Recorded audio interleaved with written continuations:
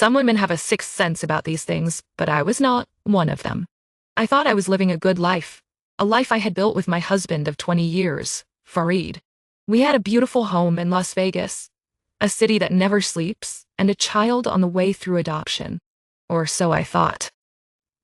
Looking back, I realize I had been living in a bubble, isolated from my friends and family. Farid had slowly but surely pushed them away, making me more and more dependent on him. I had no one to turn to, no one to confide in. And that's exactly what he wanted. I remember the early days of our relationship, how Farid would sweep me off my feet. He was charming, handsome, and made me feel like I was the only woman in the world. He worked in the casino industry, and I was so proud of him. He would come home at night, exhausted but happy, and tell me stories about his day. I loved listening to him, loved the way he made me laugh. But over the years, things started to change. He became more distant, more secretive. He would get these mysterious phone calls and step outside to take them. He would tell me he was working late, but I would find these little hints that something was off. Like the time he accused me of cheating out of nowhere. I was shocked, hurt, and confused. I told him it was not true, that I loved him. But he just kept pushing. And then there was the space thing. He suddenly needed more alone time, more space.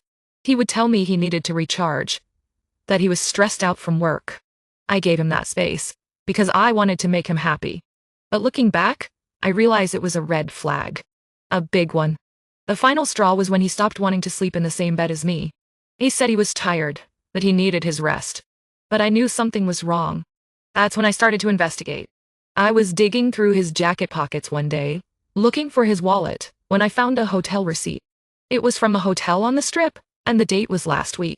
I felt a chill run down my spine. Why was he staying in a hotel? He told me he was working late, but I knew that was not true. I started to dig deeper, to ask him questions. But he just brushed it off, told me I was being paranoid. That's when I knew I had to be careful. I did not want to accuse him of anything without proof. But then, I got a call from a woman named Sophia. She told me she had been with Farid for years, that they had been together longer than we had. I was stunned. I could not breathe. I felt like I had been punched in the gut. Sophia told me that Farid had been lying to me about his job for 15 years, that he was not working in the casino industry at all, but was instead running his own business, a business that made a lot of money. And I was just a part of his cover. I did not know what to do. I felt like my whole world had been turned upside down. I thought about all the times he had lied to me, all the times I had ignored my gut. I thought about my grandmother's words. You are worthy of love and respect, no matter what. I knew I had to confront him. I knew I had to let him catch himself in his own lies. So I waited until he came home, until he walked through the door with that smug look on his face. Hey, how was your day? I asked him, trying to sound casual. It was fine, he said, dropping his keys on the counter. I am glad to hear that, I said, my heart racing. I was just going through some papers, and I found something interesting. What is it? He asked, his eyes narrowing. Just a little receipt from a hotel on the Strip, I said, my voice shaking.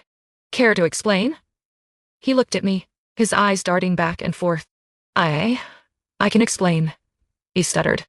Go ahead, I said, my arms crossed. He took a deep breath. I was working late and I needed a place to stay. I laughed. You expect me to believe that? You expect me to believe that you've been lying to me for 15 years? He looked at me, his eyes filled with shame. I am sorry, he said, his voice barely above a whisper. I am so sorry. I felt a wave of anger wash over me. I felt like I was going to explode. But then, something inside of me shifted. I realized that I did not have to take this anymore. I did not have to stay in this toxic relationship. You know what? I said, my voice cold. I think it is over. I think we've been over for a long time. He looked at me, his eyes filled with fear. Please, do not say that, he said, his voice shaking. I'll do anything to make it right. But it was too late. I had made up my mind. I was taking back control of my life. I was taking back my power. As I looked at him, I felt a sense of strength emerge from the pain.